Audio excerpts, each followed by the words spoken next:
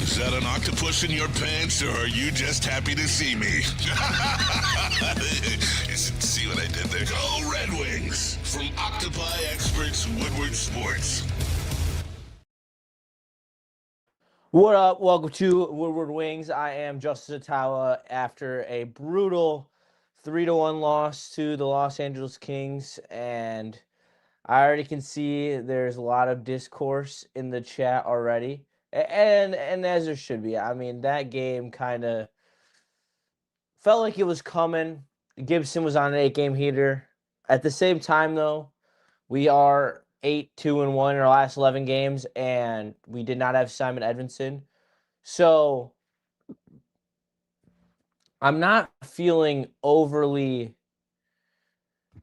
critical on this game because of the fact that you could tell how much we missed Ed tonight. And that's where I want to start. But obviously, lots of commentary to get to. Already, why can't we forecheck like LA? I mean, that's what they're built to do. Los Angeles was built to play the exact game that they just played. They made it extremely tough for you in the neutral zone on getting clean break-ins. They got after you on the forecheck and made it continuous extra possession after extra possession, getting loose pucks. I didn't feel like they got outworked because in a lot of ways, maybe in the first period, yes, but out of the first period, I didn't feel like they got outworked. I felt like they just didn't have the soldiers, and I'm without Edmondson, the decor is just a kind of a disaster. I'm just gonna be honest. Like I'm gonna try not to be really negative because this team's still, in second in the Atlantic, and in great position and playing great hockey. However, the decor right now is a disaster. You had Docker who looked completely unfit to play his offhand. Uh, I Sider was doing the best he could, but Docker was just selling all game. And Edmondson is not the problem. LA had extra rest. I think that's fair. And I'm not saying Edmondson was a problem, but I think missing Edmondson was like you could tell the lack of size back there. And I mean, Hamonic is awful. I mean, we knew that already, though. Like, let's not act like that's a surprise. He's just not good. And ASP against a team like LA is gonna struggle. I mean, his Achilles heel is bigger players, and when they're constantly sending a relentless forecheck at you, and with no space to work, he was not bound to have a good game. Johansson played a pretty solid game, I thought, but when he had Hamonic with him, I mean, it's just a wash. Hamonic is so bad, and the roster freeze is February 4th for the trade deadline, and I want to ask you guys out there, do you think that without Edvinson, does that accelerate a talk to bring in another defenseman? He's out through the Olympic break. You have a tough schedule. I don't know. Like this is a time where you could see a detrimental skid off of the how bad this decor is because you don't have a reliable even one pair right now. Like all of them are kind of taking in water and 100% bringing Justin Falk. Yeah, I mean Justin Falk would be great, and that's a guy who I've said I've like, and well, like Carson Soucy just got traded for a third rounder, and he's no great shakes. He's a third pair defenseman, but he's still better than Hamonic, and he's on a 1-year prove it deal. You're not willing to spend a third round pick just to find out if you have something there, someone who could actually stick on your third pair and help you right now. Like you're getting into the water now where you're a playoff team. You got to make moves that help you win. I think so. We're winning right now. I see how far we can go. I can see a Folk trade, maybe even Thomas. The issue with Thomas is I don't know how much it's going to cost. You have Aljo and Cider. Yeah. I mean, those are your only two reliable defensemen at the moment. Sherratt's been playing all right. I really think that it's getting to a point where MBN should be on this team. He's played so well in GR. He's proved in GR. Zach Rensky, a lot of positive names in the D conversation here. I do think NBN is a move that you got to make to bring in some more size. I think Casper playing well on that first line is huge. Now, you bring in MBN to play with Finney support that third line. I we're in a really interesting situation here. And I said, I mean, everyone knows how big of NBN fan Spenny is. I love NBN. I think he's the future power forward goal scorer on this team who's, scored 25 tucks a year. That's not where he is right now. Right now, but he can contribute to this team, especially physically, and it would help in these types of games where you feel like you're getting run down by a massive, 6'3", 6'5" unit of men, and it was not for first home game in over a week. Take a breath. Yeah, I know. I'm not. I'm saying I began the episode by saying I'm not going to be too big of a downer. I know this game sucks. Losing sucks, and especially to a team that you are better than, you should have won this game. However, you had a great road trip. You won won 2 of 3 and got points in 3 of 3. So I really don't think that you're like, I understand the bottom of the East is threatening. Buffalo won again tonight. They're on an absolute heater. Montreal's not slowing down. Like we're in a good spot though still. Like one game isn't going to define this season. I do wonder though if this answers a lot of the questions about the size issue on this team. There is 100% a lack of size and a lack of snarl or grit, whatever you want to call it, on this Red Wings team that they need to add at the deadline because they did absolutely get pushed around against this bigger LA Kings team. Wingnut, did Patrick Kane tie the record? Yes, he did on that last pass to DeBrincat. Well, he had the secondary assist to DeBrincat. He did tie Mike Modano's record. So the next time he does get a point, he will pass it as the most points as an American-born player. And so shout out to Alex DeBrincat. He deserves it. Or not Alex DeBrincat, Patrick Kane. Sorry, I was very frustrated watching this game, and that's why it's so hard for me not to be negative because I low key am a microwave about the Wings because I die and by every puck drop and every shot. Gibson played another great game. There's nothing to think that this one loss in his 8-game winning streak is gonna chink the armor. He played another good game. LA got a lot of bodies in front. And they also, on the defensive end, really clogged the middle up. We were not allowed to get a lot of shots through. I thought that the Casper, Larkin, and Raymond line had a lot of jump. They really were playing well, getting pucks to the net. And they were really the only line that was really, putting in work. DeBrincat was getting some opportunities here or there, but not enough volume shooting-wise out of Alex DeBrincat. He's a 4 or 5 plus shot a game type of guy. In the 2 minutes left in the third period, he's got 2 shots. We're just not going to win like that. Gibson was dialed in. Absolutely, Randall. And that's what we continue to see from him.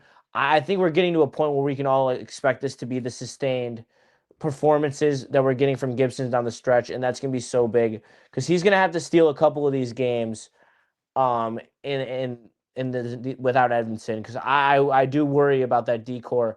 I don't know what the right pairings should be because you really don't have anything that makes logical sense because you put ASP with Hamonic and that line is just a liability defensively. You put Sherratt with Hamonic and they're too slow. It's like McClellan is in such a tough position right now. What do you let Gustafson play?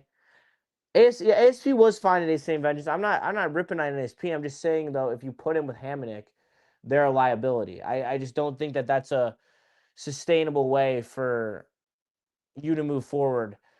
And offensively, I mean, that third line gave you nothing today against a team that was able to match the size of JVR and Confer. They struggled today on that third line. Soderblom is just always like a hair too late or a hair too short where he loses a puck when he needs to hold on for an opportunity. Rasmussen is the same way. And Appleton just, I don't know, he's low key like chicken with his head cut off, like the way that he plays in that line because he's just so sporadic. I think that MBN is definitely an answer for this team. Gus is definitely better than Hammond. I mean, we can't. He's not in a tough position. Play the kids or trade them. I mean, I agree with you. I think that. Well, I mean, I don't think Wallender's an NHLD. We're getting really into the nitty gritty of it. MBN for Soda. I mean, I do think that like Soda is just. I don't know, man. He blows my mind with how like good he can be during stretches, but then he just struggles so much. And MBN deserves to be up right now. I mean, MBN's ripping it up in the AHL. When he was here, he was still playing well. He just couldn't, find the back of the net. But where do you put him? Like, would you like to see him play with Confer and JVR? I think that could be interesting. JVR Confer. But then what do you do with Finney? I think JVR on the fourth line has always been a great place to put him. So maybe it's JVR, Rasmussen, and take your pick between probably Appleton, and then I like that MBN Finney and Confer. Put some speed with Confer because that's what you do with Cop, and that makes Cop play a lot better when he plays with Kane and DeBrincat. I do like that. I do think MBN. I agree. MBN on the floor. See, I don't want to bury MBN though. But I do think like Finney and JVR. So I do think he needs to be up here at some point. But realistically, like there's got to be some additions to this roster. And I was doing some research the other day on some other names. I actually had Carson Soucy as like a number 3 level fit for trade. I thought that was a really nice third line depth piece that could have helped this team. And now that I saw, I felt like that was another missed opportunity for the Red Wings to go get a guy that's helpful. The name that is floating around outside of Justin Falk is Connor Murphy from the Blackhawks. He's having a really solid defensive year. I think that he could add a lot of just stability to this decor defensively. I want some more meat and potatoes type of guy. I mean, you heard them on the broadcast today talking about it, and the LA Kings just have a bunch of meat and potatoes defensemen, some big guys who play good defense, who can just get the pucks out and just hold it down. I think that's what we're missing. Our defense is undersized, and especially without Edvinsson. But if you add another guy who is 6'3", 6'4", and above, I believe Connor Murphy's 6'4", you're adding that level of size that you're going to need to compete in the postseason and against these teams like the LA Kings. And I think that's where the Red Wings need to be looking in the trade market. I mean, that Carson Soucy deal seemed like a slam dunk. I was seemed like a guy who was going to get a low contract. And yeah, I mean, Josh Morrissey, I don't know if he's available. Obviously, that would be absolutely fantastic. I just don't I don't think that's a viable option. I don't think the Jets are going to trade him. I think the Jets are going to look to retool because they still have a lot of really solid players there. They still have Hellebuck. Well, he was injured for a lot of this year as well, so that I feel like that also plays a factor. That could just be like, oh, this year was a wash because Hellebuck got hurt. Because Hellebuck's healthy, he's the best of finalist. So the Jets are fire selling. I have not seen anything about the Jets fire selling. I read the rumor mill every day. So unless I missed it, which I might have, I'm not saying I'm perfect. I would raid for Morrissey. Yeah, they're second to last, but they have a lot of solid veterans. I don't know if they're going to be interested in fire selling. I think that teams that are like the Blues are in a tough spot. Like they don't have any of those A-tier players. Like Morrissey is probably like a low A-level defenseman. You have Hellebuck. Hellebuck's a dog. I question whether or not the Jets are truly going to sell. They'll sell their depth piece. Well, Morrissey isn't a depth piece. He's one of the best players on their team. That's why I just see. This is the one that I love to entertain. What kind of haul do you think we have to bring Renski home? I doubt CBJ will trade him, but man, that'd be electric. I would give them because it will only get done with the extension in place. Because I mean, you can negotiate because he's on the last year of his deal, and I would if the extension is in place, ASP, Carter Bear, maybe 2 firsts. I think that's kind of the realm that we'd be sitting in, as it would take a lot, even though because they're not going to trade him without an extension in place. Hamannik is awful. Yeah, we need any type of defensive help that we can get. I think that's the point where I'm at. It's truly ridiculous the fact that our defense looked like that today. Like LA sucks offensively. You saw they were doing nothing special. They were just dumping the puck in, winning puck battles, getting up to their point, and then just peppering John Gibson with shots. And Gibson made a lot of great saves today, but when they're getting as much pressure as they were getting on our small defense. That's what happened when we played Carolina. Even when Edmondson was playing, I mean, they were dumping Sider to the wall. I think the size is some real concern on this roster that they need to add some length and some physicality, and some of that physicality can come from Gretzky has 2 years left. I thought he was an expiring deal. I'm looking that up because that is an important piece of information, because with no extension in place, that seems like where Steve Yzerman's exit point is he does not let. I mean, with Quinn Hughes, the extension was definitely a factor in why. Oh, he's got 2 more years on his deal after this year. I mean, damn, that would be electric.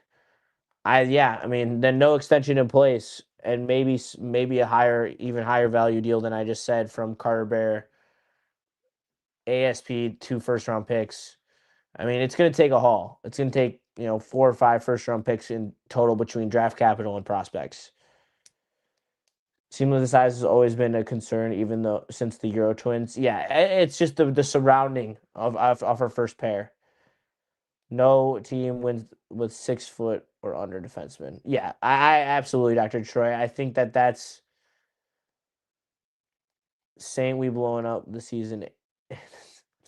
Stop trolling Saints. Say to a loyal fan who just wants to see this team be on the level of winning cups. If you have a chance to get ZW, you unload the clip. I think that's fair. I think you unload the clip for an elite defenseman before you unload the clip for an elite forward. What do you guys think? Because this team with another elite defender and a mid-level scoring help, and I'm not like B level. I mean, literally a Kiefer Sherwood type. I'm not gonna pull another name. That's just the one like a B level forward, middle six guy who can put the puck in the back of the net with some physicality, and then a really good defenseman. Man, this team is scary. This team is really good. Excuse me, I apologize. How worried are you guys getting about March and April? Because I'm getting to a place where I am confident in the difference in the play that I've seen. Games that we should have lost that we win. Gibson stealing games. How good Edmondson and Sider are when they're healthy and playing together. Oh boy, March and April is the season. Yeah, I know it is, and I want to get the temperature check. I'm where everyone they have 0 offensive time. All right, that's a little aggressive, Saint Vengeance. That's a little aggressive. The real all right, Wingnut. Thank you for the $5 super chat. Appreciate you and all your support for this broadcast. The real question is, how do we save the rest of the games until the Olympic break? We have one of the hardest schedules in there. That's why I think that there needs to be, and I know that it's only a couple games, but not to an aggressive level, but slightly more aggressive than they were in the D market. I think that you already are dealing with the freeze that's coming up. You're already in talks for defensemen. Defensemen have already started moving. I think you look to add a defenseman for this stretch that also helps you in the because they don't have to be mutually exclusive. That you can add someone that helps and that you now and later, even with Edvinsson out. And what does the pressure of Edvinsson being out, is that worth throwing in a little sweetener, a little extra fourth round pick? Maybe it is, because you know what, the Eastern Conference is going to be that tight in the end. And if you actually want to make the playoffs, you're going to have to make a move to get this roster to where it needs to be. That's where I think. Pretty sure you only have, dude, the back-to-backs have got to stop. The back-to-backs are a problem. It is so frustrating with this team and how many back-to-backs they have. I would love Brandon Schneider. That's another guy. You bring up almost any New York Ranger outside of Timmy Panarin, and I'm interested. And Timmy Panarin will ruin this team. Will ruin this team. I'm telling you it will.